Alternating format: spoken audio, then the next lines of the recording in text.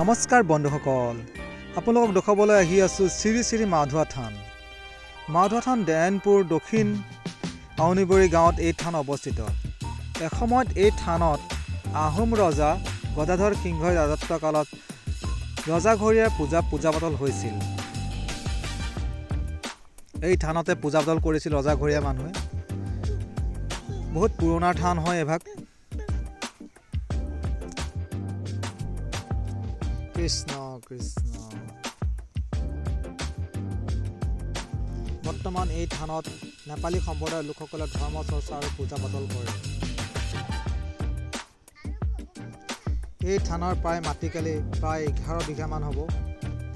ইয়াত দেখিছে আপোনালোকৰ এই গছজোপাতে দেখিছে বহুত পুৰণি গছ বুলি আমি জানিব পাৰিছোঁ। এই গছজোপা বহুত পুৰণি গছ, দেখিছে ইয়াতে পূজা পাতল কৰা হয়।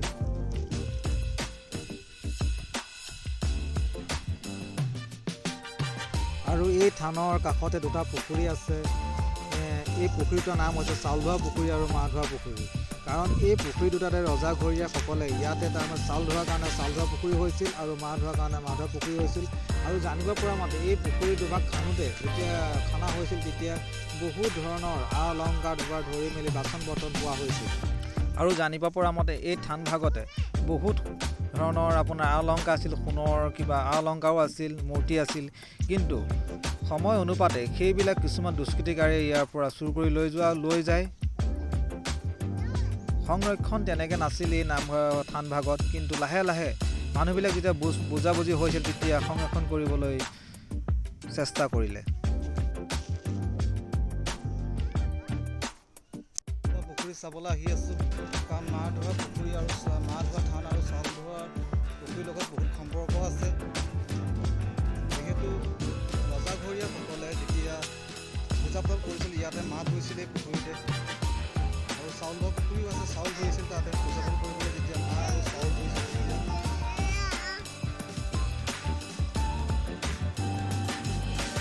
এই ভাগ হ'ল মাছ ধোৱা পুখুৰী। ইয়াত দেখিছে ৰজাঘৰীয়াৰ ঋগীয়াসকলে ইয়াতে পূজা পাতলৰ কাৰণে মাছ ধুইছিল, মাছ ধোৱাৰ কাৰণে মাছ ধোৱা পুখুৰী হ'ল।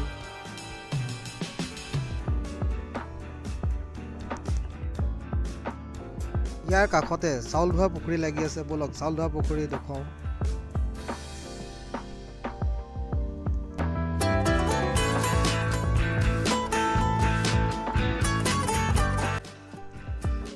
বন্ধুসকল, এই ভাগ হ'ল চাউল ধোৱা পুখুৰী।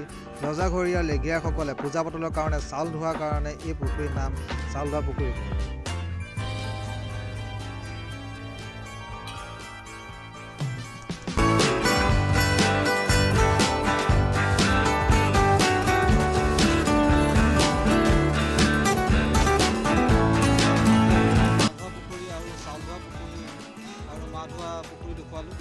যিহেতু আজি অলপ ফুৰিবলৈ আহিছিলোঁ আমাৰ কণ মাইনাকেইটাৰ লগত, ভাবিলোঁ এটা ভিডিঅ'টো বনাই দিলোঁ।